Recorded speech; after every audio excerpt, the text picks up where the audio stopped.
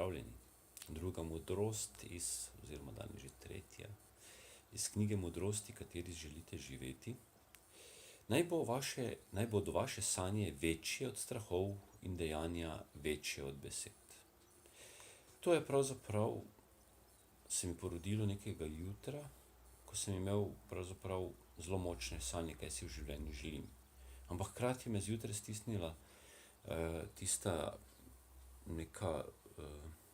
neki strah ali karkoli, tesnoba, da to pa ni možno zaradi tega in tega in tega.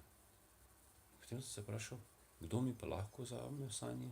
Kaj me lahko pravzaprav preprečuje, da ne morem živeti tega, kar čutim? V najslabšem primeru me lahko ubijejo. In potem se moje sanje fizično končajo na tem svetu. Torej, vse bom počel na ta način, da ne ogrožam drugih, ampak da živim svoje sanje.